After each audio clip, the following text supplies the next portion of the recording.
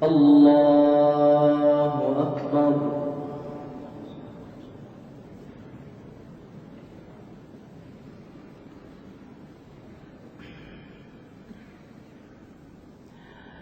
Alhamdulillahi Rabbil Alamin, Ar-Rahmanir Rahim, Maliki Yawmiddin, Iyyaka na'budu wa iyyaka nasta'in, Ihdinas siratal mustaqim, siratal ladzina an'amta 'alaihim, ghairil maghdubi 'alaihim waladdallin.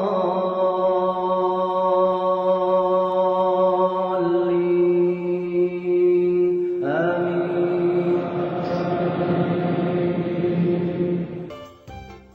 Balik asal. Kita buktikan. Dia Nembarani kalau ada orang meninggal dunia, kemana mayat ini dibawa? Ke tanah kuburan, tanah wakaf, iya kan? Kenapa? Asal tumbuh dari tanah, tanam. Dalam tempo 40 hari atau 50 hari, menurut proses kedokteran, saya akan bongkar. Kita akan lihat itu tubuh berair berulat, ditambah baunya luar biasa.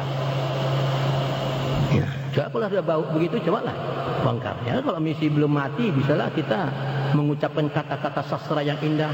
Kita nggak bisa berpisah, mesti hidup semati.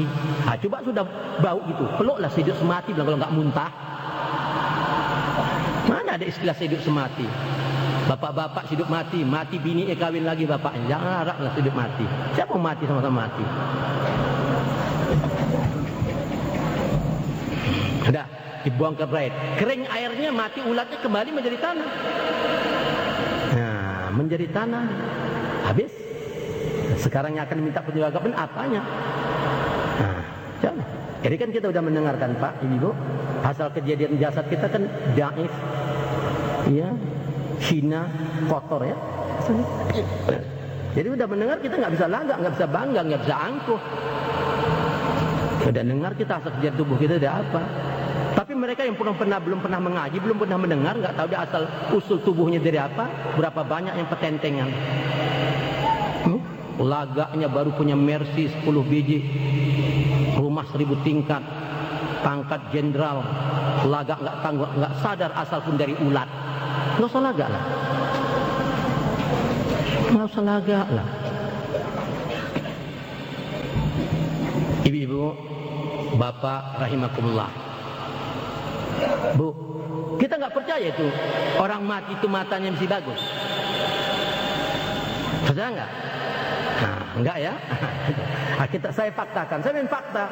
Nah, mata orang mati itu mesti bagus, tapi nggak bisa melihat. Ya, nah, telinganya mesti bagus, nggak bisa mendengar. Tangannya mesti bagus, nggak bisa memegang. Nah, buktinya mata mesti bagus. Nah, mari saya buktikan. Sekarang udah banyak di Jakarta. Sebelum bapak ibu meninggal dunia, mau donor mata. Menyumbangkan mata. Banyak di Jakarta, ya, banyak itu mendonorkan mata. Soal hukum gak usah kita bahas malam ini. Ya, kami donor mata. Nah, kita amanahkan. Pak dokter itu biasanya dokternya 2, saksi 2. Pak dokter, saya akan sumbangkan, dermakan mata saya. Maka dia boleh akte apa ya, donor itu ditandatangan dokter ya. Sudah, ini amanah. Dan itu sudah ada aktenya. Kemudian kita meninggal dunia, dapat informasi kepada dokter bahwa yang akte donor itu sudah meninggal. Diambil dokter ini, mayat dibawa ke rumah sakit, diambillah matanya dengan alat medis ya, plak, ambil. Baru ditaruhkan kepada orang buta. Nah, taruhkan orang buta. Orang buta itu bisa melihat berapa banyak orang buta. Coba asal jangan udah rusaklah urat matanya. Nah, taruhkan itu. Ya, taruh kemana? Orang buta itu bisa melihat. Yang menjadi pertanyaan sama kita, yang melihat itu matanya apa manusia? Saya tanya. Ya. Kalau orang mati tadi, jendelanya mesti bagus, matanya bagus. Manusia sudah keluar dari tempatnya. Kalau sudah keluar manusia daripada tempatnya seperti burung terbang dari sarangnya. Ya, apabila keluar rohnya mayat dia, nggak bisa melihat. Orang buta tadi, manusia masih ada, cuma jendela nggak ada.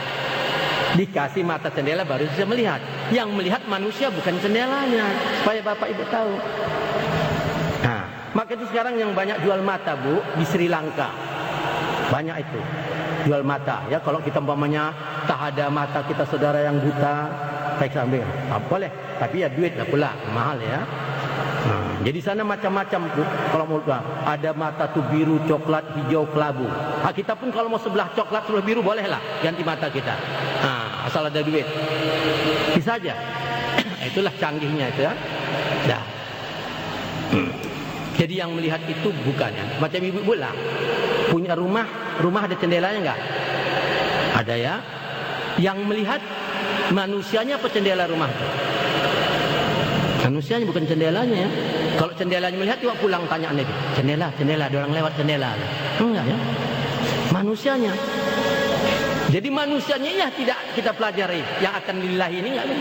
Yang kita pupuk sekarang tubuhnya, rumahnya. Ini akan bobrok. Ya, jadi cukup jelas para bapak dan ibu kejadian manusia. Jadi Bu, Pak, bahwa manusia ini dijadikan dari dua unsur, dua kejadian. Berarti manusia ini tubuhnya dua. Tubuhnya dua. Tubuh yang halus, tubuh yang kasar. Tubuh yang kasar dikatakan jasad manusia. Tubuh yang halus dikatakan roh manusia. Ya kan? Jasad manusia itu dikatakan diri yang zahir. Roh manusia dikatakan diri yang batin. Sesuai dengan Luqman 20, wa asbaha alaikum ni'amahu jahirata wa batinata. Allah mengkurniakan pada kamu ada diri zahir, diri batin, nikmat zahir, nikmat batin. Luqman 20, Al-Hadid ada 9 ayat. Tapi bukan batin, alirkan kepercayaan. Quran dan sunnah Rasul. Nabi juga mengatakan awalan wa akhiran zahiran wa batinan, ya. Jadi jasad manusia tadi dikatakan diri apa tadi? Diri apa tadi? Diri zahir. Roh manusia dikatakan diri apa? Diri batin. Jadi diri kita pada dua, ada zahir dan batin. Kalau diri zahir ini bekerja, berbuat dia, itu dikatakan amal syariat namanya. Ya, amal syariat. Kalau diri batin ini bekerja, berbuat, itu amal hakikat namanya. Jadi amal kita cuma dua macam kata Rasulullah, syariat dan hakikat. Kata Allah juga, as-syariatu bila hakikatu atilah, wal hakikatu bila syariatu batilah. Kalau bersyariat saja tanpa hakikat, atilah, kosong melompong, sia-sia, capek sajalah taban di rukuk sujud. Hakikat tanpa syariat batal, tidak sah. Bersyariat tanpa berhakikat bertubuh tak bernyawa. Berhakikat tanpa syariat bernyawa tak bertubuh. Kita ada tubuh dan nyawanya. Sejelas-jelas saya bicara. Jadi kita dua macam, syariat dan apa tadi?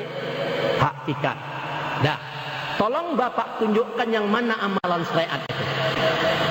Syariat Rasul itu mana? Syariat Nabi. Yang dikatakan amal syariatnya macam mana? Supaya jelas kita. Yang dikatakan amal syariat Bu, Pak, kauli dan fi'linya, ucapan dan perbuatannya. Itu amal syariat. Amal syariat dapat dilihat, dapat didengar. Apa diucapnya bisa didengar, apa kerjanya sudah dapat dilihat. Itu amal syariat. Jadi amal syariat itu ucapan dan perbuatan. Jadi kalau kita sembahyang baru pandai membaca, baru pandai berbuat, itu amal syariat. Amal zahir, amal luar namanya. Yang mana akan amal hakikat? Qalbinya, hatinya. Instruksi Allah dan Rasul, setiap kita memperhambakan diri beramaliyah, alatnya 3 macam, qalbi, kulirin, fi'li, hati, ucapan dan perbuatan. Kan itu semua. Ada rukun sembahyang 13 perkara yang wajib. Ada rukun 13 pada rukun qalbi, kulirin, dan fi'li. Hati, ucapan dan perbuatan. Rukun fi'li takluk pada sifat basar. Apa yang dikerjakan Nabi dapat dilihat. Ada hadisnya. Rukun qauli takluk pada sifat sama. Apa yang diucapkan Nabi dan sembahyang bisa didengar. Ada hadisnya. Rukun qalbi takluk pada sifat ilmu. Apa isi Nabi tidak akan tahu kita isi hati Nabi kalau tidak punya ilmu. Saya tahu kita. Jadi amal kita 2 macam, syariat dan hakikatnya. Nah, yang mana amal syariat? Ucapan dan perbuatan. Yang mana amal hakikat kalbinya. Jadi alat memperhambakan diri, alat beribadah, kalbi, kolibah, pilih, hati, ucapan dan perbuatan. Ada? Ya. Hati, ucapan dan perbuatan. Tolong Pak, ibu-ibu tunjukkan yang mana amalan fi'li, amalan perbuatan itu yang macam mana? Yang berhubungan dengan tubuh manusia. Nah, itu dia. Berhubungan tubuh manusia. Contohnya, asma'i, berdiri betul, rukuk, iktidal, sujud, ya, tawaf, sa'i. Pokoknya berkaitan dengan tubuh itu amalan fi'li, amalan perbuatan namanya. Jelas? Yang mana amalan qawli, amalan lidah itu yang macam mana? Yang berkaitan dengan lidah. Contohnya, subhanallah, Allahu Akbar, membaca ayat, berselawat, yang mengeluarkan kata-kata yang indah, yang baik. Ini amalan qawli. Yang mana amalan hati? Inilah tidak dipelajari Islam masa kini. Di mana-mana pelajaran cara membaca, cara berbuat. Sembahyang pun begitu. Begini perbuatnya, gini baca. Begini tawafnya, begini baca. Tubuhnya sujud, lidah membaca, hati nggak tahu. Tubuhnya tawaf, lidah membaca, hati kemana? Yang ditengok Allah hati kita. Innallaha la yanzuru ila ajsamikum wala ila suwarikum walakin yanzuru qulubikum. Allah enggak menengok rupa dan perkara kamu, menengok hati kamu. Supaya tahu kita enggak mempelajari hati. Sudah. Ilmu fi'li, ilmu perbuatan itu kita pelajari untuk apa? Untuk apa kita pelajari ilmu fi'li, perbuatan? Supaya tahu kita cara-cara menyembah Allah. Macam mana berdiri betulnya, rukuk, i'tidal, sujud menurut sunnah, ya. Dan bagaimana tawaf, sa'inya itu, ya, pekerjaan perbuatan itu. Ini. Jadi ilmu fi'li perbuatan itu kita pelajari supaya tahu mau cara-cara macam mana menyembahnya, macam mana berdiri betul, rukuk itu, sujudnya menurut Quran dan sunnah. Ini. Itu ilmu perbuatan. Ilmu qauli kita pelajari supaya pandai memuji Allah. Allahu Akbar, subhanallah. Ya, membaca ayat. Ini ilmu hati kita pelajari untuk apa? Untuk mengenal yang kita puji, untuk mengenal yang kita sembah. Kalau kita hanya pelajari ucapan dan perbuatan, Allah tidak bisa dikenal dengan ucapan dan perbuatan. Allah tidak bisa dilihat dengan mata kepala. Allah tidak bisa didengar dengan telinga. Allah tidak bisa dirasa dengan lidah. Allah tidak bisa diraba-raba dengan tangan. Dengan apa? Al-ilmu seimani, fa ilmu batini, fi qalbi, fadzalika huwal ilmu nafi'i. Ilmu itu dua macam. Ilmu batin dalam hati itu yang sangat manfaat. Apa manfaatnya? Maka jabal fuadu mara'a. Tidak dusta, tidak bohong apa yang dilihat mata hati. An-Najmi ayat 11. Mata hati. Tahu bapak-bapak, ibu-ibu mata hati? Ibu tahu mata hati? Mata hati itu apa? Kok bisa mengenal Allah? Kok bisa melihat yang lain? Apa itu mata hati? Coba saya contohkan, saya ilmiahkan dulu ya. Kita kasih misal dulu. Nah, ibu-ibu coba atau besok nanti malam ibu coba jalan di bawah pokok kelapa sawit. Gelap tuh kan? Gelap nggak bu? Kalau kan? Gelap ya? Gelap. Ibu jalan lewat situ. Begitu ibu jalan di bawah kelapa sawit yang gelap itu, begitu jalan lewat seekor ular, nampak nggak? Hah? Tidak nampak ya? Nampak? Ibu bisa nampak dalam gelap? Tidak kan? Nggak nampak. Kenapa tidak bisa nampak? Kena gelap. Begitulah batas kemampuan mata kepala. Itulah kita buktikan. Nah, kemudian jalan lagi di bawah sawit. Bawa jalan bawah sawit, bawa senter. Begitu jalan kita lewat seekor ular. Kita senter. Yes. Nampak enggak? Nampak. Kenapa bisa nampak? Karena ada cahaya. Yang menampakkan mata kepala apa cahaya? Cahaya. Kenapa kita nggak kenal Allah? Hati kita tidak bercahaya. Jadi apa itu mata hati? Afaman sarahallahu sadarul Islam bahwa nuri mirabbihi. Apabila Islam ditanamkan dalam dada dan hatimu, tidak lain itu nur daripada Tuhan kamu. Al-Jum'ah 22 An-Nur, banyak ada 7 ayat. Mata nur Allah pernah kita tahu nggak? Pernah, kita tidak pernah mempelajari hati. Yang kita pernah lihat nur Laila, nur Habni, nur Aini. Akibat umat Islam pada saat ini tidak mempelajari soal hati, maka intrusi Allah. Wati anfusikum afala tubsirun. Coba dalam diri kamu introspeksi, tengok ke dalam. Al-Jariyat ayat 21. Di dalam kehidupan dalam dunia ini, hati ini membawa peranan penting. Disebabkan hati kita bisa pecah belah. Disebabkan hati kita bisa menegakkan kesatuan dan persatuan. Disebab hati kita bisa menjadi manusia tukang fitrah, tukang caci, munafik, menyalah-nyalakan orang padahal dia sesat.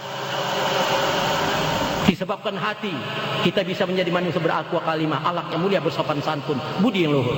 Disebabkan hati kita masuk neraka jahanam. Disebabkan hati kita bisa masuk jannatun naim. Begitu peranan hati. Kalau gitu peranan hati, ada apa sebenarnya dalam hati itu? Kok begitu dahsyat paranannya? Ada apa? Tanya Allah, Al-Baqarah ayat 10. Fi qulubihim maradun, dalam hati mereka itu ada penyakit. Penyakit. Penyakit apa? Banyak, 6.666 ayat Quranul Karim. 6.666 urat di tubuh manusia yang telah diproses oleh kedokteran. 6.666 penyakit dalam hati manusia. Bukan sedikit. Penyakit yang paling bahaya, hawa nafsu, iblis, setan, kasih ke dunia, loba, tamak, rakus dan bakhil, pemarah, bengis, dendam, kesuman, hasad, dengki, fitnah, munafik, ujub, ria, iri, cemburu dan pengkhianat, lalai, lupa, jahil, murakab. Itu bahaya. Kita biarkan penyakit itu. Sambungan ayat, fazadahumullahu marada, ditambah Allah itu penyakit. Kita biarkan terus-menerus, kita tidak cari antinya, pembasminya. Kita biarkan ujung ayat, walahum azabun alima bima kanu ya'jibun. Bagi mereka lah azab yang sangat pedih karena mereka pendusta. Papat di luar, pancung di dalam, lain di mulut, lain di hati. Bak pantun mengatakan asap api gulung gemulung, bakar sampah buang syaratnya, ibarat gunting makan di ujung mulut manis, apalah gunanya. Allah Akbar kata lidah tapi jengkol yang diingatnya. Ini macam mana membersihkan hati? Likuli sain sakatun, kata Rasulullah. Ya, segala sesuatu ada pembasminya, pembersihnya.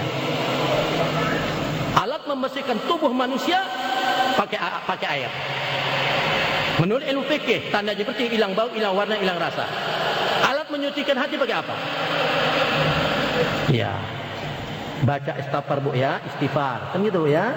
Kalau membersih hati, kata Ustaz, baca banyak baca istighfar. Astagfirullahaladzim, ya bu. Betul? Baik. Istighfar letaknya di mana bu?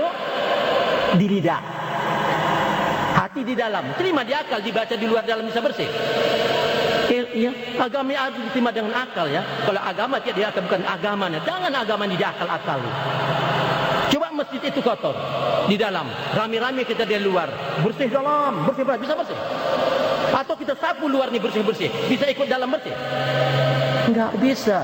Puasa kalatun kalbu zikrullah, alat membersihkan hati. Ingat Allah, kata Rasulullah. Tapi enggak mungkin kita bisa ingat sebelum kenal kepada yang dia ingat. Bersihkan itu. Qad aflaha man tazakka, beruntung orang yang suci hatinya. Wa dzakara rabbih, dia mengingat Tuhannya. Fasalla, baru tegakkan salat. Apa hukumnya orang enggak bersih hati? Qad aflaha man tazakka, beruntung orang yang suci hatinya, yang bersih hatinya. Kalau enggak bersih, apa hukumnya? Qad aflaha man jaqaha wa qad haba man dasaha. Beruntung orang yang suci. Sesat manusia tidak suci hatinya. Sampai ayat 9. Syaitan. Apa hukumnya orang hati enggak bisa ingat Allah? Fawailul kasyatu qulubuhum min dzikrillahi ulaika fi dalalin mubin. Celaka bagi mereka yang hati tidak ingat Allah, mereka itu sesat yang nyata. Sampai mana sesat orang yang enggak ingat Allah itu? Ulaika kal an'am, mereka itu seperti binatang. Balhum adallu, lebih sesat daripada binatang. Ulaika humul ghafilun, itu orang yang lalai yang tidak ingat Allah. Al-Araf 179. Itu hukum enggak ingat. Apa hukumnya orang yang tidak menegakkan salat? Ya, kalau kita dengar Rasulullah mesti enak di telinga. Man taraka salata muta'amida faqad kafara jahara. Barang siapa meninggalkan sembahyang dengan sengaja, kafir yang nyata. Mesti enak. Arti kafir engkar, arti berdosa. Tapi kalau Allah ngomong, orang tidak sembahyang wala tusalli ala ahadin minhum mata abada. Orang yang tidak sembahyang kalau mati jangan sembahyang selama-lamanya. Wala takum ala qabrihi, jangan berdiri, jangan pijak kuburannya itu. Innahum kafaru billahi wa rasulihi, karena dia kafir pada Allah dan Rasulnya. Wa matufahum fasikun, matinya fasik sesat. At-Taubah 84. Jangan coba-coba bu, ada orang nggak sembahyang kita sembahyangkan. Jangan coba-coba. Dalam hukum Al-Quran dan hadis tidak ada hukum-hukum toleransi, mengingat, menimbang, memutuskan saudara, tidak ada. Kalau kita turut menyembayang orang tidak pernah sembayang, man anasasan ala maksiatin walau bisakin kalimatin kana asarikul fiha. Barang siapa membantu orang yang telah berbuat maksiat walaupun satu patah kata, sufa kamu dengan dia. Rahul Bukhari Muslim. Jangan coba. Allah itu Maha Pengasih, Maha Penyayang, Maha Kejam. Orang yang tidak mengingatnya. Nah, saya tahu kita. Nah, cuma kadang-kadang soal mengingat ini, Bu. Bagaimana orang yang dikatakan bersih hati itu macam mana? Ingat Allah? Oh, bukan. Itu kalimat kedua ini. Al-A'la ayat 2. Wa zakar rabbih ini. Ini kalimat kedua. Enggak mungkin disikat sebelum hatinya bersih. Orang yang dikatakan hati bersih, dia hati mengenal Allah. Itulah. Dapat kenal baru wajah karena baru bisa diingatnya. Sudah kenal bisa ingat boleh sembahyang. Pas salah maka tegakkan salat. Taha surat Al-A'la ayat 14. Kenapa sekarang kita hati kita tak kenal Allah, sembahyang tak apa kita ingat? Ya? Apa penjawabnya itu? Bal tu'siruna al-hayatad dunya wal akhiratu khairu wa abqa. Karena mereka mabuk gila dunia. Dia enggak sadar akhirat kekal selama-lamanya. Nah, cuma masalah kadang-kadang ingat ini salah pengertian nih Pak. Nah, kata orang sembahyang itu ingat. Sembahyang bukan ingat perintah kerja jadi kan. Tegakkan sembahyang untuk ingat. Nah, sembahyang bukan ingat perintah kerja. Tegakkan salat. Salat itu kita kerjakan untuk mengingat yang memerintah. Yang kita ingatkan perintah Allah, zuhur asarnya. Allahnya kemana ingat? Ada yang mengatakan ingat itu subhanallah alhamdulillah itu bukan mengingat, memuji Allah. Kalau sembahyang itu ingat, subhanallah, alhamdulillah itu mengingat, praktekkan 11 ayat Quran. Pertama An-Nisa ayat 103. Uzkurullaha zikran katsira. Fadzkurullaha qiyaman wa qu'udan wa ala junubikum. Ya, banyak-banyak ingat Allah waktu duduk, berdiri, berjalan, berbaring di mana saja berada. Dalam jalan pun kita ingat Allah. Kalau sembahyang ingat Allah, silakan sambil jalan sembahyang, bisa enggak? Coba bikin sekali. Bisa berarti bukan ingat. Kalau subhanallah alhamdulillah dikatakan ingat, silakan sambil jalan. Ibu pergi belanja. La ilaha illallah subhanallah, mau mana ibu belanja? Alhamdulillah, gila ibu ni kata orang. Kan masuk akal. Atau dalam WC lah. Sebab Allah di mana saja ingat. Biar di WC. Kalau di WC enggak ingat Allah, mati di tempat kotoran dicampakkan Allah ke kotoran sana. Nah, kalau dikatakan la ilaha illallah subhanallah itu ingat, silakan sambil buang air besar. Subhanallah, la ilaha illallah, pret, alhamdulillah, haram hukumnya. Allah ada menjelaskan, cuma kita enggak mengerti. Kalau enggak punya ilmunya. Al-A'raf 205. Dijelaskan Allah yang soal mengingat. Wazkur rabbaka, ingat Tuhanmu, pakai otak. Di mana diingat? Pinapsika, dalam diri kamu. Tadaruan dengan lemah lembut, rasakan betul-betul. Wahifatan al-jahri milal qoli, bukan disebut-sebutkan pakai lidah. Bil hurwil asal, dari pagi hingga petang. Wala takum minal ghafilin, jangan kau lalai-lalaikan. Jangan lupa. Al-Araf 205. Oh, tidak disebutkan, dibikin di dalam. Itu macam mana? Enggak bisa kalau enggak kenal. Tak itu Bu ya. Kita belajar Bu ya, ini ada tingkatan kata Nabi, as-syari'atu aqwali wa tariqatu ahwali wal haqiqatu ihwali wal ma'rifatu rasul madi. Ya, bersyariat, bertarekat, berhakikat dan bermakrifat. Ya. Ilmu syariat Bu. Ya. Ilmu syariat kita pelajari yang berhubungan dengan ucapan dan perbuatan. Kemana saja ibu belajar syariat Islam, ke Mesir, ke Madinah, ya, hanya diajarkan ucapan dan perbuatan. Pulang ke Semali, hukum ucapan dan perbuatan tidak ada. Jangan berbuat begini, tidak boleh. Berbuat yang bagus.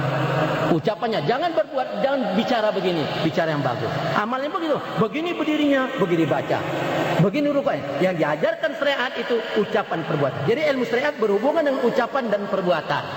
Habis. Batas ilmu syariat dapat kita pelajari sampai yang nampak. Yang tidak nampak tidak bisa dipelajari dan ilmu syariat. Sekecil-kecil sampai titik kita bisa tunjukkan, dalam titik tidak bisa lagi. 30 juz Quranul Karim terhimpun menjadi 114 surat. 114 surat terhimpun menjadi 6.600 ayat. 6.600 ayat terhimpun pada suratul Ummul Quran, Fatihah. Fatihah terhimpun dari bismillah. Bismillah tunduk kepada ba tunduk sama titiknya. Sampai titik bisa ditunjukkan, dalam titik tidak bisa dipelajari ilmu syariat. Supaya tahu gitu. Ya kalau tingkat syariat adalah pelajaran kita, jangan salahkan orang bertarekat. Jangan. Orang baru pandai ngomong, berbuat. Jangan salahkan orang lah. Ya. Jangan. Jangan salah. Tarekat bukan pelajaran syariat. Tarekat itu jalan, bahasa Indonesia. Tarekat bahasa Arab, bahasa Indonesia jalan. Nah, jadi kalau tanya orang apa itu tarekat, jawab jalan. Jangan tanya orang apa tarekat, gila. Bukan itu arti bahasa Arab. Gila bahasa Arab kan majnun. Tarekat bahasa Arab bahasa Indonesia jalan. Nah, saya kan ibu-ibu sana ke Rantau Perapat ya, tengok di simpang jalan itu kan banyak. Jalan Imam Bonjol, Jalan Sudirman, Jalan Ahmad Yani, kan gitu. Coba ibu pergi ke Mekah. Jadi tarekat itu bukan jalan, bukan pelajaran syariat. Tarekat itu jalan untuk mengetahui hati. Dari orang pertama belajar tarekat dia supaya tahu hati. Nah, cuma kadang baru masuk tarekat tamat, mana ngerti dia. Pikiran itu udah di BA tamat, saya tahu. Nah, tambah bodoh dia tuh. Nah, dah, ilmu tarekat jalan untuk mengetahui hati. Itu orang tarekat pertama. Kenapa mesti ketahui hati? Sebab innamal a'malu binniyah, tidak sah amal ibadat tanpa niat. Letak niat bukan di kepala, bukan di hidung, bukan di lidah. An-niyati fi qalbi, niat itu dalam hati. Di mana letak hati? Fi suduril qalbi, kata Allah Al-Had 46, dalam dada. Dada sebelah mana? Atas, tengah, bawah, kanan atau kiri. Enggak tahu letak hati macam mana meletakkan niat, apalagi rahasia niat. Mana tahu? Anggap orang tuh niatnya insya Allah tahun depan kita mau naik haji. Itu bukan niat, rencana, tujuan. Niat di dalam hati. Nah, jadi ilmu tarekat jalan untuk mengetahui hati. Itu ilmu tarekat. Sudah tahu di hatinya, baru diselidikinya dalam hati ada apa. Oh, ditengok dalam hati supaya ada penyakit tadi, fi qulubim maradun. Oh, kalau ada penyakit ini harus dibasmi. Apa alat pembasmisnya? Wa saqalatun qalbu zikrullah, kata Rasulullah dalam hadis Bukhari. Alat membesar hati ingat Allah. Macam mana mengingat? Belum tahu. Jadi ilmu tarekat berhubungan dengan hati, batas sampai membersihkan hati. Baru tingkat itu. Kita sudah pelajar syariat, sudah pelajar tarekat. Jangan salahkan orang belajar hakikat. Hakikat bukan pelajaran syariat. Hakikat bukan pelajaran soal hati lagi. Pelajaran apa hakikat? Al-ilmu silmani, fa ilmu batini fi qalbi, fa dzalika huwal ilmu nafi'i. Ilmu itu dua macam, ilmu batin dalam hati itu sangat manfaat. Apa manfaatnya? Maka jabal fuadu mar'a, tidak bisa tidak bohong apa yang dilihat mata hati. Jadi ilmu hakikat itu berhubungan dengan ilmu ghaib. Allah itu ghaib. Batas ilmu hakikat kita pelajari sampai rasa. Malam yaju lam yadri, barang siapa tidak merasa tidak tahu. Kita baru cerita Tuhan, belum tahu rasa macam serta Allah, enggak tahu. Sudah. Sudah pelajar syariat, sudah pelajar tarekat, sudah pelajar hakikat. Jangan salahkan orang belajar makrifah. Kita belum sampai situ, itu tinggi-tinggi. Belum. Makrifah bukan pelajaran syariat, makrifah bukan pelajaran tarekat soal hati, ya, hak. Ya. Makrifah bukan pelajaran soal hakikat lagi. Tapi makrifah dia kata Arab tu rabbi birabbi. Hubungan antara Allah. Aku memandang Allah dengan Allah, aku memandang Allah dengan Allah. Batasnya man arafa rabbah pasal jasad, barang siapa mengaku hanya maka karamlah dirinya. Ini jadi jangan salah-salahkan. Kita baru pandai mengucap, membaca dan sembahyang sudah menyalah-nyalahkan orang. Jangan. Dah. Tingkat beramal pun ada 4 macam. Syariat, tarekat, hakikat dan bermakrifah. Tingkat cara beramal. Nah, umpamanya amal syariat lah. Nah, kok sini enggak lah barangkali ya. Nah, kalau orang syariat umpamanya, tapi bukan di sini bagus-bagus saya tengok. Amal syariat, umpamanya dia bertasbih.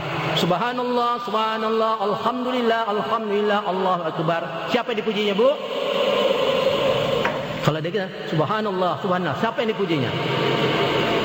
Hah? Siapa dipujinya? Allah. Kan ya, Bu? Subhanallah itu kita pujikan Allah, Maha Sungguh Allah. Yang kita. Tapi Allah tuh nggak tahu kita kan. Serupa Cina tuh. Cina apa nih? Langit dan bumi Allah yang bikin lah kata. Tapi nggak tahu Allah tuh. Sama dengan beo-beo itu. Allahu Akbar, pandai dia. Tapi nggak tahu dia.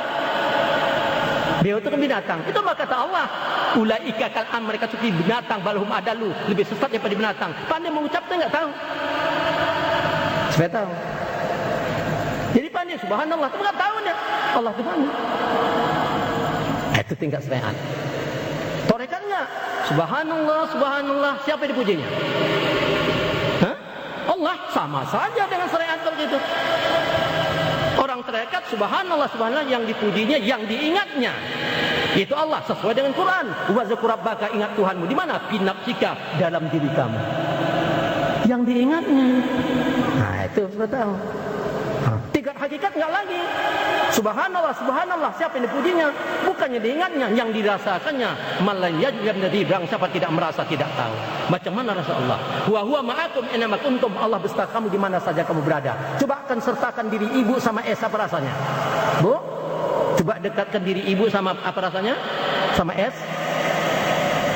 Dingin. Coba sertakan diri bapak sama api, apa rasanya? Panas. Coba sertakan diri bapak ibu-ibu sama Allah, apa rasanya? Itu yang tak tahu aku. Macam mana mau tahu? Coba. Itu tingkat hakikat. Dirasa. Tingkat ma'rifah bukan lagi subhanallah, subhanallah. Siapa yang dipujinya? Bukannya diingatnya, bukan dirasakannya. Antas hada Allah ilah, yang disaksikannya. Begitu jelas dan terang. Allah itu gaib bagi yang tidak mengenal. Bagi yang mengenal Allah itu nyata dan terang. Coba. Bu, bapak kalau belajar ustaz, bu, tanya bu. Jangan ragu-ragu. Kalau ustaz itu mengerti, kalau nggak mengerti berhenti dari ustaz. Tanya aja, ustaz, saya bingung ustaz. Kenapa bu? Bingung. Kalau sembahyangnya kita menyembah siapa Pak Ustaz? Tentu dia menyembah Allah. Kan ya? Kalau menyembah Allah itu lebih bingung saya. Kalau sembahyang kita menyembah Allah, Allahnya dibuka di atas atau samping Ustaz? Tolong tanya. Oh, mana tahu, kalau nggak tahu apa disembah? Oh, sembahyang aja. Nampak nggak dapat sih? Tahu nggak tahu? Allah punya tahu. Memang tahu yang tahu. Kalau nggak ingat sesatnya. Dah. Hanya Ustaz, kita kalau sembahyang mesti menghadapkan muka. Sesuai kita, wajahku. Muka yang mana Ustaz kita datang? Tanya dia. Udah, perintah lagi. Ibrahim, kita sembahyang seakan-akan kau lihat ini. Bingung Ustaz, macam mana melihat Allah Ustaz? Di mana lihat? Di muka apa lihat? Suruh Ustaz baca syahadat. Asyhadu an la ilaha, apa artinya Ustaz? Tentu dia artinya aku naik saksi kan. Ya, macam mana menyaksikan Allah Ustaz? Jangan pembohong kita pandai mengucapkan enggak bidah. Tanya itu, biar sadar Ustaz itu. Ini sekarang, ini ditakut ke Rasulullah. 120 hari lagi Rasulullah meninggal dunia. 4 bulan lagi meninggal, dikumpulkannya sahabat. Hadir sahabat waktu itu 60 sahabat. Baca hadis Bukhari, Tabrani. Apa kata Rasulullah? Ya ayuhal ikhwan, wahai saudara-saudaraku sekalian. Ya'ti 'alan nas zamanu la yabqa minal islami ila ismuhu. Akan terjadilah bagi manusia di zaman akan datang Islam itu tinggal nama. Wala minad dini ila rasmuhu. Agama itu tinggal model, tinggal bentuk, tinggal keturunannya lagi. Wala minal Qur'an ila darsuhu. Quran itu tinggal di ucapan, tinggal di bibir. Yu'amiru masajidahum wa huwa arabun an zikrillah. Banyak orang nanti beramal di dalam masjid tapi di dalamnya kosong yang ingat Allah. Asaru al-jalika zamanu ulama'hum. Yang paling bahaya di zaman akan datang adalah ulama-ulama. Ini takut ke Rasul. Ulama yang takut ke Rasul.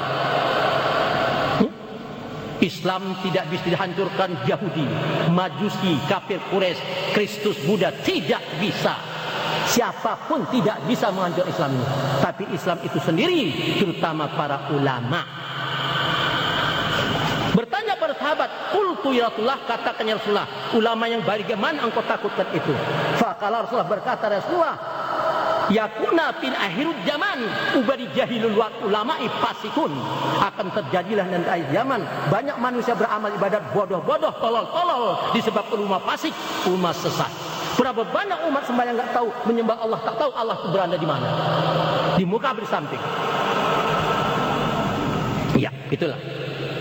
Ibu, ya, mau saya tunjukkan Allah berada di mana?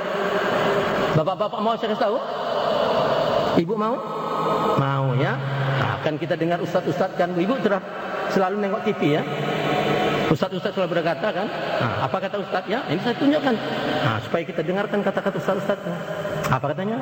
Bapak-bapak, ibu-ibu, saudara para pemirsa, menyerahlah kepada di atas, mintalah kepada di atas, Bu, bersujudlah kepada yang di atas. Berarti Bu, Pak, yang di atas itu siapa? Siapa? Kalau lah Ustaz kami bilang begitu, menyerahlah kepada di atas, mintalah kepada di atas, bersujudlah kepada di atas. Berarti yang di atas siapa? Allah, iya kan? Allah. Di atas itu Allah. Ada dasarnya, ada Bu, ada 7 ayat. Al-A'raf 54, Yunus ayat 4, Al-Hadid ayat 4, ada 7 ayat. Bunyinya serupa. Inna rabbakumullahu alladzi khalaqas samawati wal arda fi sittatin ayamin tsumma stawa 'alal 'arsy. Sesungguhnya Tuhanmu itu Allah yang menjadikan 7 lapis langit bumi dalam waktu 6 masa. Kemudian Allah bersemayam di atas aras. Cukup jelaskan Bu, bahwa Allah ada berada di atas ya, di atas. Apa buktinya di atas? Subhanalladzi asra bi 'abdihi lailan minal masjidil haram ilal masjidil aqsa. Dimiratkan Nabi Bu, sampai ke aras, jumpa Allah baru ke sembahyang. Belum jumpa Allah enggak ada kasih sembahyang. Dijumpa. Jadi jelas terang menurut Al-Quran Allah berada di atas. Mempercayai Quran Bu, rukun iman ya. Barang siapa tidak percaya Quran, hukumnya kafir. Kan itu iman itu kan? Percaya pada Allah, percaya kepada malaikat, lagi percaya apa? Pada kitab, lagi Rasul, lagi hari kiamat, lagi baik jahat dari Allah. Kan itu? Allah, malaikat, kitab nomor 3. Kitab Quran telah menjelaskan Allah berada di atas aras dengan bukti Nabi Mi'raj di atas. Kalau kita tidak percaya pada Quran, itu orang kafir. Ya Bu? Ya Pak? Jadi bapak-bapak, ibu-ibu, percaya enggak Allah berada di atas? Percaya enggak? Percaya. Orang-orang percaya Allah berada di atas itu orang munafik itu. Kenapa munafik? Enggak cocok diucapkannya dengan perbuatan. Coba. Kalau Allah berada di atas, kita ucapkan, kuhadapkan wajah mukaku pada Allah. Kita sembahyang mesti menghadapkan muka pada Allah kan ya. Sedangkan Allah di atas, kenapa sembahyang tak telontang? Allah berbuat telontang lagi nih. Asyhadu Allah aku naik saksi kau di atas ya. Jangan jatuh Allah ketimpa aku nanti gitu. Coba. Lain diucapkan, lain dikerjakan. Kalau Allah berada di atas, berarti di bumi ini nggak ada Allah. Kalau Allah berada di atas, berarti Allah kalah sama udara. Udara di mana-mana ada. Kalau Allah berada di atas, berarti yang pertama kali mengenal Allah orang Amerika sama orang Rusia, naik Apollo. Kita mau naik apa? Orang desa paling tinggi naik pokok kelapa. Coba. Begitu banyak ayat hadis menyatakan kok Allah itu di atas, serupa jawaban dengan kafir. Bisa bilang Allah itu. Coba, begitu banyak ayat. Cobalah, catat ayatnya lah. Catat situ. Pertama At-Taubah ayat 40. Innallaha ma'ana. Allah itu beserta kita Bu, bukan jauh. Al-Hadid ayat 3. Huwa ma'akum ainama kuntum. Allah beserta kamu di mana saja kamu berada. Di mana berada Allah itu? Baca Al-Baqarah 186. Fa iza sa'alaka anni fa inni qarib. Apabila hamba aku bertanya pada Muhammad tentang aku, katakan aku dekat, bukan jauh. Di mana dekatnya? Saya akan baca surah Qaf ayat 16. Wa nahnu aqrabu ilaihi min amri warid. Allah lebih dekat, lebih hampir daripada urat leher. Lebih dekat, lebih hampir. Di mana hampirnya? Saya akan baca Al-Jariyat ayat 21. Wa fi anfusikum afal tubsirun. Coba dalam diri kami untuk tengok ke dalam. Diri mana? Wa asbagha alaikum ni'amahu jahiratan wa batinatan. Diri ada jahir dan batin. Kenapa disuruh menengok dalam diri? Man arafa nafsahu faqad arafa rabbah. Barang siapa mengenal diri, kenal sama Tuhannya. Barang siapa tak kenal diri, tidak kenal sama Tuhannya. Barang siapa tidak kenal sama Tuhannya, pasti salah sembahnya. Orang-orang salah sembahnya sirik dia, neraka tempatnya. Supaya kita tahu, tingkatkan pelajari ini. Jangan kita hanya pandai membaca begitu aja. Ya, saya tahu. Bu, Pak, kalau kita belajar ucapan dan perbuatan Bu, nanti ibu buktikan nanti orang mati itu Bu, tengoklah. Enggak laku nanti syariat Islam itu. Ucapan perbuatan enggak berlaku di dalam sekarat maut. Kita akan buktikan. Kullu nafsin za'iqatul maut, setiap yang bernyawa setiap hidup pasti mati. Innal mautal ladzina tafiru fa innahu mulaqikum. Apabila sudah maut mendatangi kamu, kamu tidak bisa menghindar, tidak bisa melarikan diri, karena maut itu yang mendatangi kamu. Ya, suratul Jumu'ah ayat 8. Tengok Bu ya, kita pasti mati. Ingat Bu, kita ini ada pinjaman ya. Allah ada meminjamkan buat kita. Ada 7 macam pinjaman ya. Pinjaman itu masih diambil kembali, dimintanya balik, ditariknya balik itu nanti. Mana pinjaman? Ada 7 macam. Itulah dikatakan sifat makni bagi Allah Ta'ala ada 7 sifat. 7 sifat. Pertama, hayat, ilmu, iradat, kodrat, sama, basar, dan kalam. Hayat artinya hidup. Kita ini hidup yang dihidupkan, bukan hidup sendiri. Fala yanfa'ul jasad bila ruhi. Tidak hidup tubuh tanpa nyawa, takkan hidup nyawa tanpa Allah. Kita mempunyai ilmu, diberikan ilmu. Ya, iradat pengenalan, kita dapat mengenal sesuatu karena diberikan pengenalan. Kodrat, kita mempunyai kekuatan karena diberi kekuatan. Sama, kita bisa mendengar karena didengarkan. Basar, kita bisa melihat karena dilihatkan. Kalam, pada berkata-kata karena dikata-katakan. Kesemuanya ini kepunyaan Allah, dipinjamkan sama kita. Setiap barang pinjaman mesti kembali kepada yang punya ya. Pas diambilnya, kapan diambilnya? Nanti di alam sekarat maut. Tahu ibu-ibu dia katakan sekarat maut? Yang dikatakan sekarat maut itu dibilangkan hidup sudah tidak bisa apa-apa, diteteskan air pun sudah tidak tertelan, dibilangkan mati nafas bisa ada. Itu sekarat maut. Dengar itu. Nah, kita buktikan nanti kalau kita separuh-separuh saja ucapan perbuatan belajar Islam. Tengok, telentanglah ayah kita di alam sekarat maut. Telentang. Ya. Waktu ayah telentang, penuhlah mengumpul mengelilingi ayah kita tadi.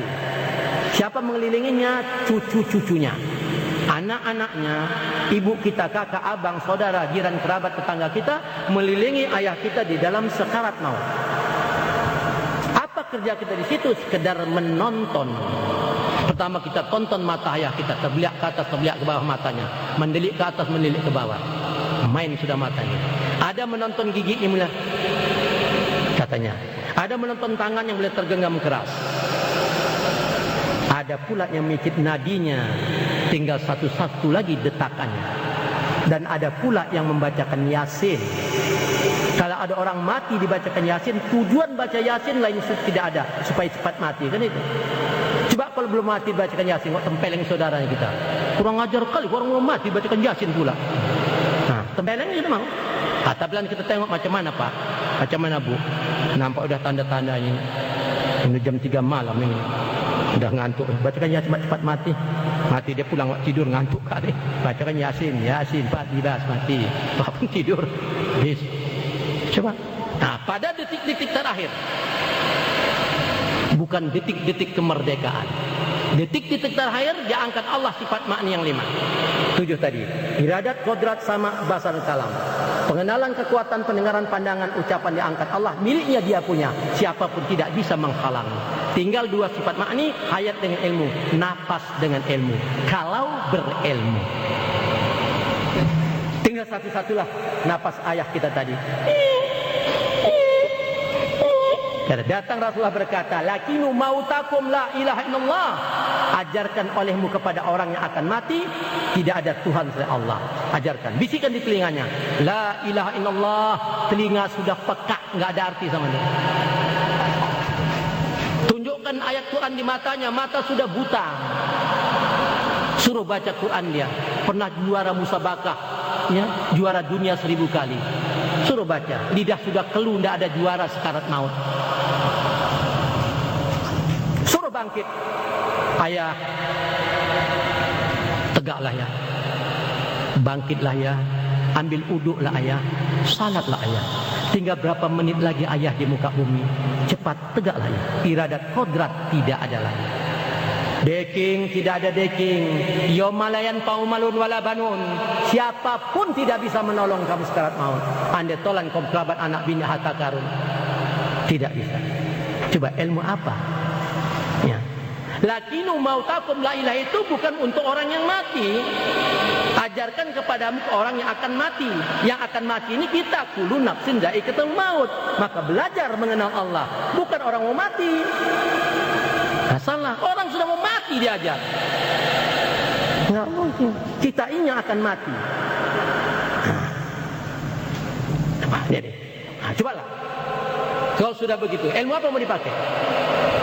Kalau ilmu pandai ucapan perbuatan, dibisikkan orang telinga peka, tunjukkan ayat mata buta, suruh baca lidah keluh, suruh bangun anggota lumpuh dan kaku. Ilmu apa? Coba berbalas pantun kita malam hari ini. Apa kata pantun? Pohon jelatang di tepi laut, gugur bunganya dimakan ikan. Kalaulah datang malaikat maut, ilmu apa mau digunakan? Ilmu lidah keluh, mata buta, telinga peka, ilmu apa? Coba jawab pantun saya. Bisa? Apa jawabnya? Orang nelayan pergi ke laut, pukat di bawah penangkap ikan. Kalaulah datang malaikat maut, ilmu hakikat itu gunakan. Sesuai dengan firman Allah, yauma la yanfa'u malun wala banun illa man atallahi biqalbin salim. Siapapun tidak bisa menolong kamu sekarat maut. Anda tolan komprabat anak bini ahta karun, kecuali hati taslim yang ingat Allah. Aswara 88. Ya, tingkatkan Bu. Tambah hari, tambah minggu, tambah bulan, tambah tahun, maut tambah dekat Bu. Siapkan diri. Jangan belajar ucapan dan perbuatannya ya.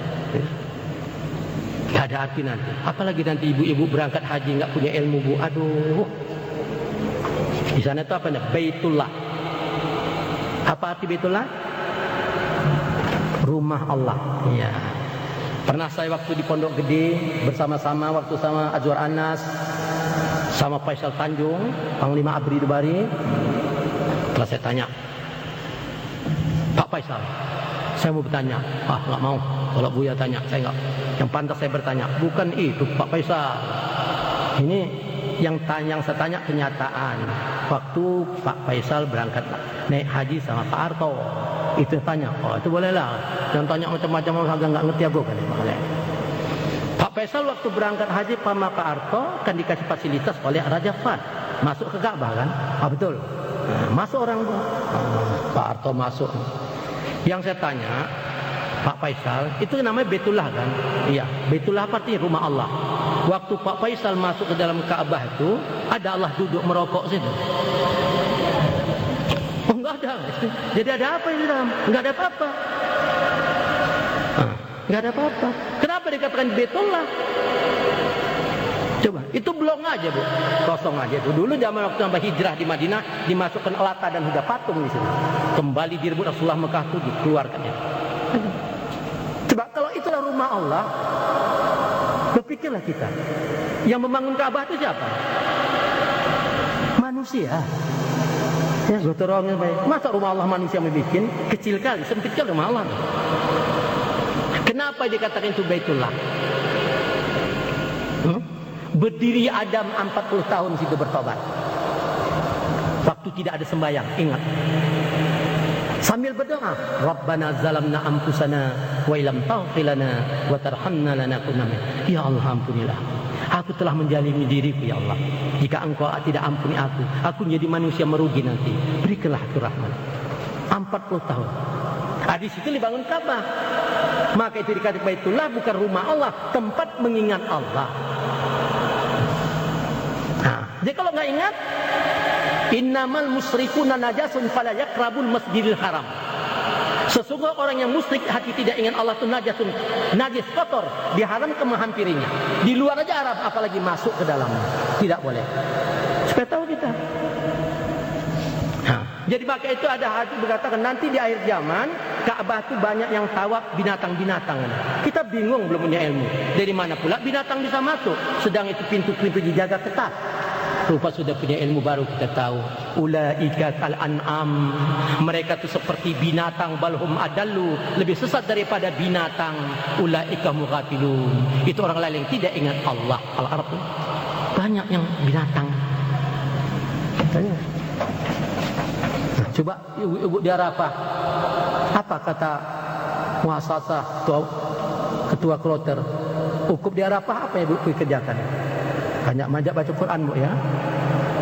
Cobalah.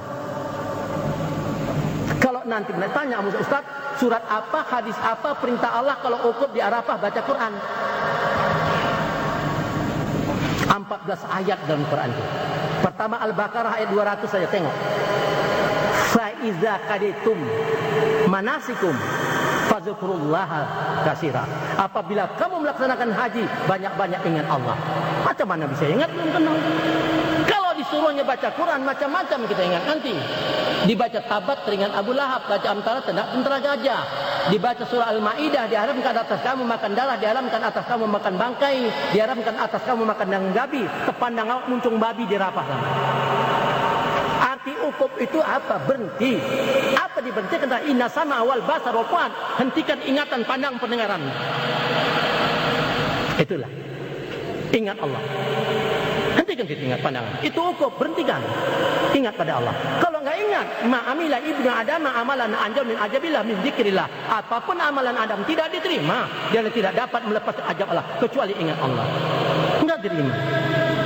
Habis. Masuk kita haji mabrur, dia jadi mabur. Mabur ke sana, mabur ke sini. Sampai di sini menjadi haji namuto namanya. Coba Bu, Pak, ada ustaz sini, surat apa, hadis apa? Orang enggak kenal Allah, enggak ingat Allah, pergi haji, sembahyang kasih pahala masuk surga. Tolong tunjukkan nama saya.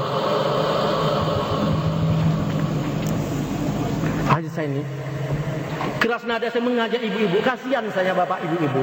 Ibu sujud, lidah membaca, apalah ibu ingat, bapak ingat. Ini saya kasihan. Apa nih? Kan menghayal kita. Coba. Tauhid diajar, cerita tauhid. Di lidah tauhid kita, Allah itu esa. Lam yalid wa lam yulad, tidak beranak dan tidak dianakkan. Wa lam yakul lahu kufuwan ahad. Tidak ada misal satu apa. Cerita. Cina-Cina pun bisa kalau di lidah. Tauhid itu bahasa Indonesia konsentrasi ya. Mentauhidkan, mengkonsentrasikan. Arti tauhid mengesahkan Allah. Arti esa jangan duakan Allah, satukan. Apa disatukan? Perintah Allah 7 ayat Isra 36. Inna sama wal basar, satukan ingatan, pandang, pendengaran. Itu tauhid. Kemana disatukan? Kepada Allah. Di mana tempat menyatukannya? Qalbul mukminin baitullah, hati orang itu rumah Allah. Macam mana cara menyatukannya? Mutu gabla anta mautu, coba matikan dirimu sebelum engkau mati. Apa yang dimatikan? Coba matikan ingatan, pandang, pendengaran. Kalau enggak punya ilmu, dimatikan ingatan, apa mau diingat? Dimatikan pandangan, apa mau dipandang? Dimatikan mendengar, apa mau didengar? Itu tauhid. Jelas. Bu, yang terakhir sampai ya, setengah 12. Dari jam 10 sudah 1,5 jam. Ibu-ibu capek belum? Ibu-ibu capek belum?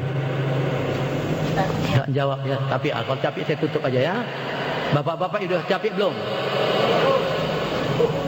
Masih sanggup mendengarnya? Nah, Bapak ya, suara saya nada keras ya. Tugas saya wabali menyampaikan ayat. Kata-kata Allah dan Rasul saya sampaikan. Kalau bapak ibu marah sama Allah dan Rasul. Saya itu menyampaikan. Ya, Bu, apa sebab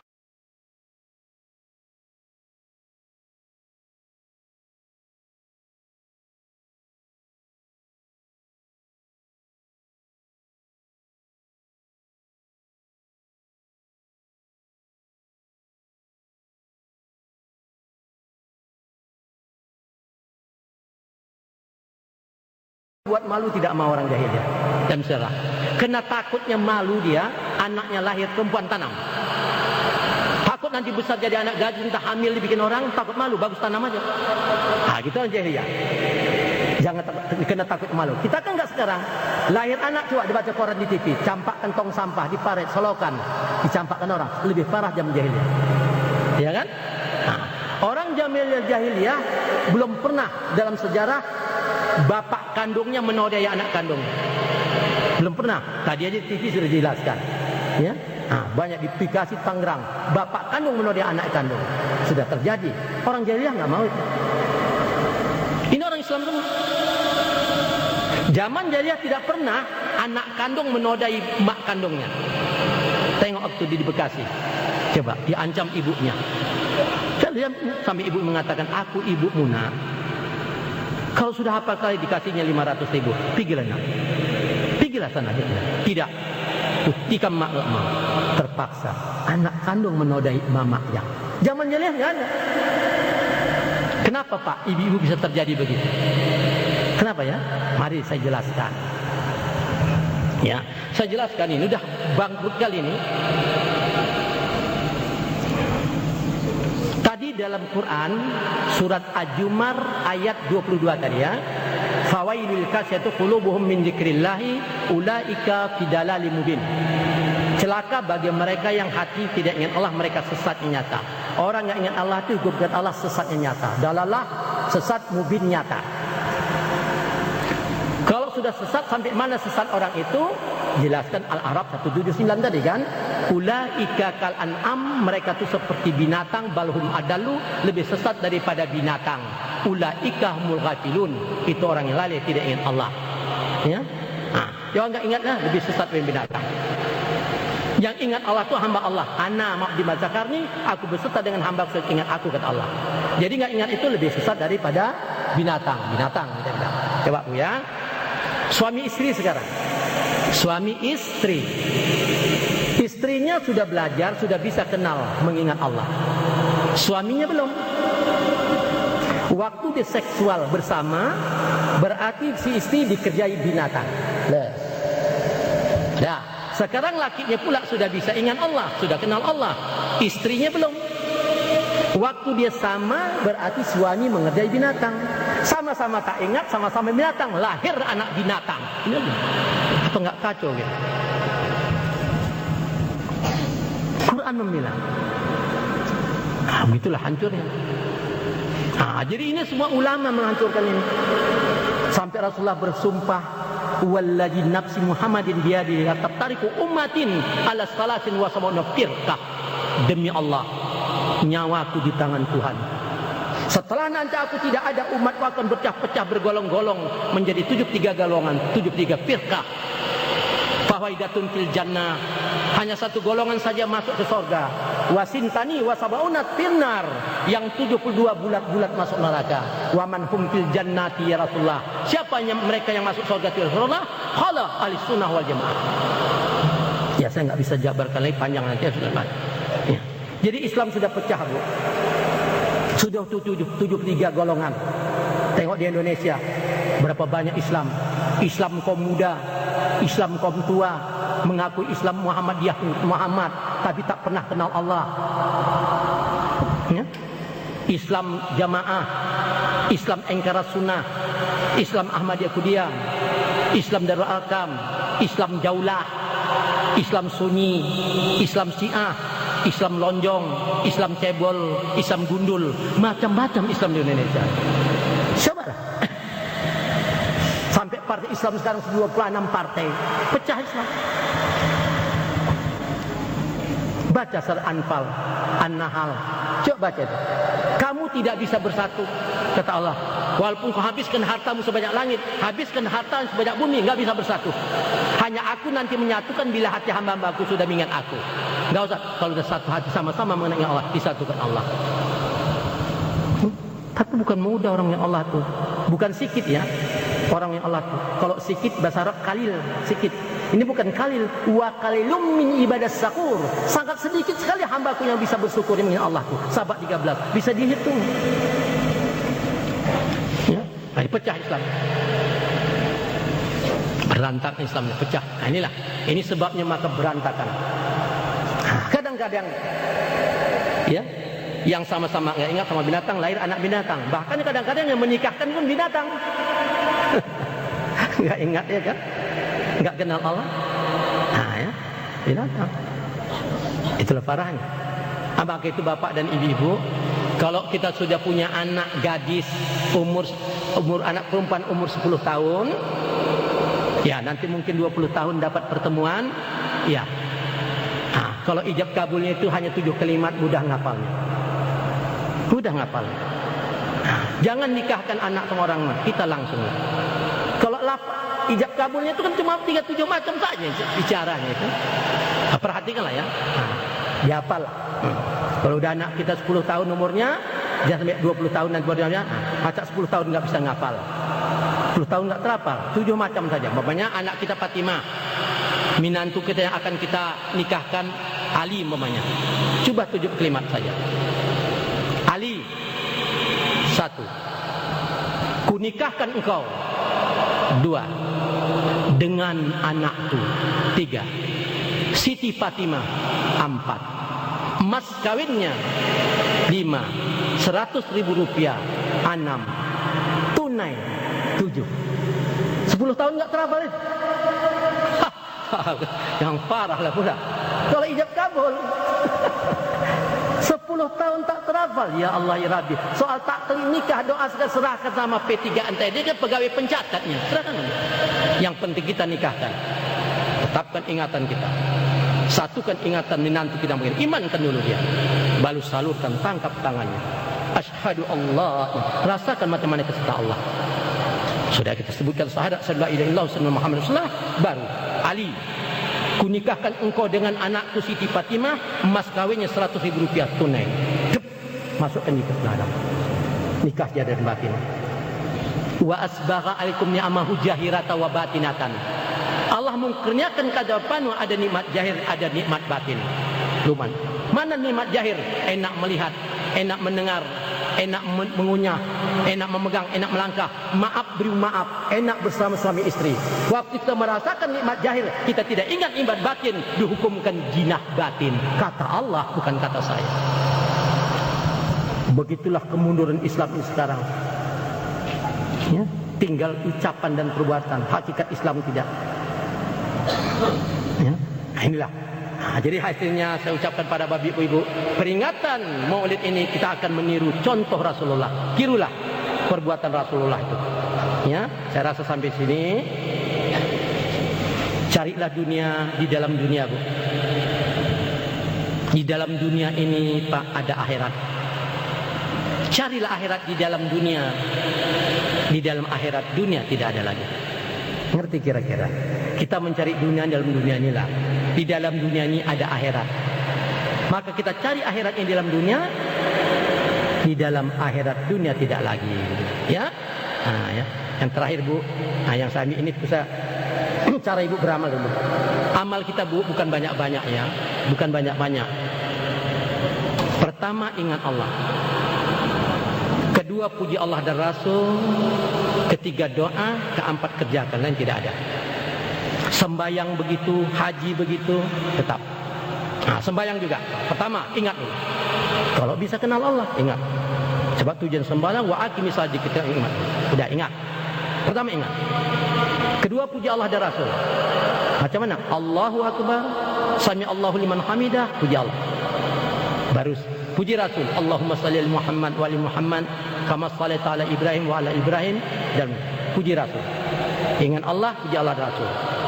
Ketiga doa. Ya, rukuk dan sujud, puji dan doa. Ya. Subhanakallahumma rabbana wa bihamdika Allahumma qali. Pujinya subhanakallahumma, maha suci engkau ya Allah. Doanya rabbana, ya Allah Tuhan kami, individu ya Allah Tuhanku. Puji lagi wa bihamdika, segala puji bagi engkau. Doa lagi Allahumma qali, ampunkan aku ya. Ampun. Duduk antara sujud itu doa mutlak yang perintahkan Jibril pada Muhammad. 8 kalimat. Rasulullah di pintu gerbang Multajam dibacanya. 8 kalimat. Ini doa mutlak. Barang siapa dapat membaca duduk antara 8 kalimat itu, pandang ingat hatinya kepada Allah, wa mimadabbatin fil ardi Allah rizquha. Tidak ada hambaku yang di dunia ini urusan dunia yang tidak kuselesaikan, dan kubukakan senjata pintu gerbang rezeki pada dia. Rizquha. Al-Ankabut ayat 45. Ya, mana yang 8? Rabbir firli warhamni wajburni warfa'ni warju'ni wahdini wa'afini wa'fu anni. Pertama, Rabbir firli, ya Allah ampunilah aku, warhamni, kasihanilah aku, wajburni, cukupilah segala kekuranganku, warfa'ni, angkatlah derajatku, warju'ni, berilah rezekiku, wahdini, tunjuki aku ya Allah, wa'afini, afiat kesehatannya ya Allah, wa'fu anni, maafkanlah aku senantiasa. Mau apa kita lagi? Coba kita nggak pelajari, kita bantu jam sembahyang Allah itu mereka kan. Coba ada yang kita rasakan, ada yang kita pandang. Kalau kita mau minta sama Allah, Bu, jumpai ya Allah. Kita tadi macam-mana siapa mau minta? Jelas terang, baru Rabbir firli, ampunkan aku ya. Ya, itulah. Itu amal. Ingat Allah, puji Allah dan Rasul, doa dan kerjakan. Haji pun begitu. Puji Allah. Wal takut subhanallahi walhamdulillah. Ingat dulu, hati diminta pertanggungjawaban. Hati kalau dipilih, hati kita mengingatkan Allah.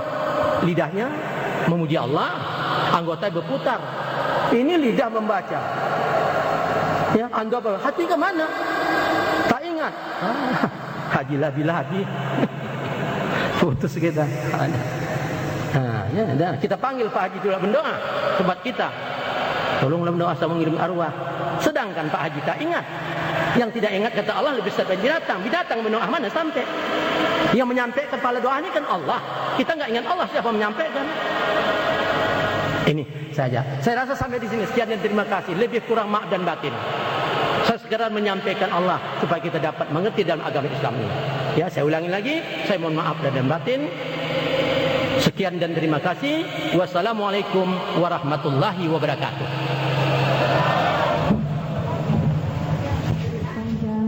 Semoga apa yang disampaikannya dapat kita ambil hikmah dan faedahnya serta dapat kita laksanakan bersama-sama. Masuklah kita pada acara yang terakhir, yaitu doa yang akan disampaikan oleh Bapak Khalifah Arsyad. Kepada Bapak Khalifah kami persilahkan dengan segala hormat. Bahwasanya setiap malam Rabu di sini diadakan pengajian. Cuma sekarang sudah dirubah. Nah, dulu sekali seminggu. Dari sekarang sudah dirubah menjadi sini sebulan sekali untuk umum. Sekarang 3 minggu dalam sebulan kami adakan bertawajuh di rumah.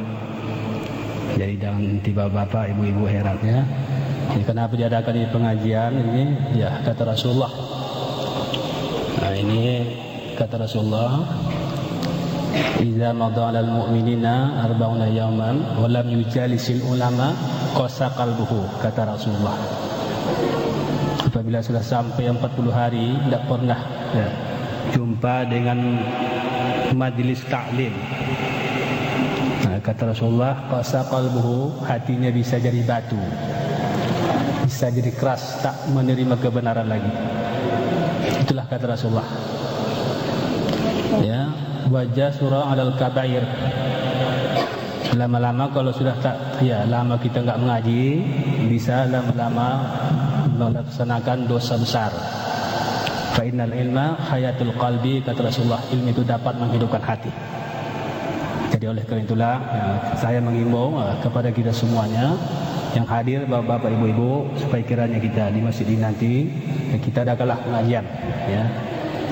Jadi kata Rasulullah, dan ada pesan-pesan oleh Ihya Ulumuddin dalam kitab Ihya Ulumuddin, kata Imam Ghazali ya, ini ada pesan walaupun tidak saya disuruh ya bicara sebentar, hanya tugas saya doa ya, ingin juga menyampaikan sedikit-sedikit. Kemudian yang ketiga itu katanya kalau manusia itu nampak kamu sibuk, itu saja kerjaan, menyalahkan diri orang lain, aib orang lain, cacat orang lain sajalah yang dibicarakan. Ya, menghina, mengejek, mencaci, itu saja yang dibicarakan. Kau pun sibuk juga, sibuk. Macam mana sibuknya? Sibuklah, sibukkan dirimu. Periksa dirimu, kata Rasul. Katanya, cari aib dirimu sendiri. Sampai di mana sudah ilmu, sampai di mana Islamnya, imannya, betul kita sudah apa tidak. Sebab kata Rasulullah, istafti qalbaka wa in aftukal mafhun. Tanyalah dirimu sendiri, periksa dirimu sendiri. Sekalipun ada orang memberikan fatwa kepada kamu, sekalipun ada orang memberikan fatwa pengaji kliniknya, ya tanya diri sendiri, sampai di mana sudah ilmu kita. Sudahkah kita benar? Sudahkah kita Islam? Sudahkah kita beriman? Sudahkah kita betul takwa kepada Allah? Sudahkah banyak amal yang kita sumbangkan? Jadi jangan kita memeriksa diri orang lain, tapi tanya diri sendiri, sampai di mana sudah ilmu kita. Betul amal kita itu apa tidak? Itu kitalah. Betul kita sudah Islam atau beriman? Tahukah kita sudah iman itu apa? Jangan salahkan diri orang lain. Itu makanya diadakan pengajian di situ. Jadi yang mana yang kurang jelas silakanlah mengaji, bukan dibeda-bedakan, tidak. Di kadang-kadang lama-lama macam jantung pisang, Bu, Pak. Ya, mula-mula ada 20 orang, lama-lama tinggal 15, macam jantung. Ini sekarang umat Islam. Sekarang ini mulai sekarang inilah dengan adanya peringatan yang kita adakan ini, ya. Dzurriyyatihi wa li ahlina wa li ahlihi wa li arwahil muslimin wal muslimat wal mu'minina wal mu'minat sa'ulillahi lahum. Al-Fatihah. Bismillahirrahmanirrahim. Alhamdulillahil alamin arrahmanir rahim maliki yaumiddin. Iyyaka na'budu wa iyyaka nasta'in ihdinas siratal mustaqim siratal ladzina an'amta 'alaihim ghairil maghdubi 'alaihim waladdallin. Bismillahirrahmanirrahim. Alhamdulillahi rabbil alamin. Wassalatu wassalamu ala asyrafil anbiya'i wal mursalin sayyidina Muhammadin wa ala alihi wa sahbihi ajma'in. Allahumma ij'al salawatika wa barakatika ala sayyidil mursalin wa imamil muttaqin wa khatamin nabiyina wa habibillahi rabbil alamin sayyidina wa maulana Muhammadin abdika wa rasulika imamil khairi wa qailil khairi wa rasul rahmah.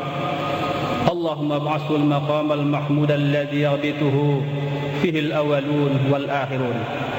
Allahumma salli wa sallim ala sayyidina Muhammadin salatan tunjina biha min jami'il ahwali wal afat wa taqdi lana biha min jami'il hajat wa tutahhiruna biha min jami'is sayiat wa tarfa'una biha 'indaka 'ala ad-darajat wa tuballighuna biha aqsal ghayati min jami'il khairati fil hayati wa ba'da al-mamat. Innaka ya maulana sami'un qaribun mujibud da'wat. Amin ya Allah ya qadiyal hajat. Ya Allah ya Rabbi, ampunkanlah kami dari sekalian dosa kami, dosa besar, dosa kecil, zahir dan batin, perkataan kami, kelakuan kami, niat kami yang tersembunyi dan yang nyata, hingga darah yang setitik, rambut satu helai. Sujudlah kami minta ampun padamu ya Allah. Ya Allah ya Rabbi, ampunkanlah dosa kedua ibu bapa kami dan dosa kedua ibu bapa kaum muslimin muslimat yang hidup maupun yang mati. Ya Allah ya Rabbi, Engkau turunkan jugalah bantuanmu kepada kami ya Allah. Jadikanlah peringatan yang kami adakan pada malam hari ini peringatan maulid yang Engkau berkahi dan Engkau ridhai, supaya dapat menambah ilmu, iman, amal dan takwa kami kepadamu ya Allah. Ya Allah ya Rabbi, jadikanlah peringatan yang kami adakan pada malam hari ini ya Allah peringatan yang dapat menjalin persatuan dan kesatuan, sehingga kami dapat seia sekata sehina semalu yang kami berada di Aid Nabari ini ya Allah. Ya Allah ya Rabbi, kuatkanlah ingatan hati kami ya Allah, waktu berdiri, waktu duduk, waktu berbaring, waktu bekerja, di mana saja kami berada ya Allah. Ya Allah ya Rabbi, hindarkanlah dari dalam hati kami ini saling hasad menghasad, dengki mendengki, fitnah memfitnah, caci mencaci di antara kami sesama umat Islam ini, khususnya di daerah ini ya Allah. Ya Allah ya Rabbi, gerakkanlah hidup diri kami dalam mengenal Allah, hidupkanlah diri kami dalam mengenal Allah, matikanlah diri kami dalam mengenal Allah, tatkala berbangkit mengenal Allah. Ya Allah ya Rabbi, berikanlah kepada kami kebahagiaan mulai dari dunia ini hingga akhirat. Rabbana atina fid dunya hasanah wa fil akhirati hasanatan wa qina adzaban nar. Wa sallallahu ala sayyidina Muhammad wa ala alihi wa sahbihi ajma'in. Walhamdulillahi rabbil alamin. Allahumma salli ala sayyidina Muhammad. Allahumma salli ala sayyidina wa maulana Muhammad. اللهم صل على سيدنا ونبينا وحبيبنا وشفيعنا وزهرنا ومولانا محمد. تقبل الله منكم منا ومنكم تقبل يا كريم. السلام عليكم ورحمة الله وبركاته.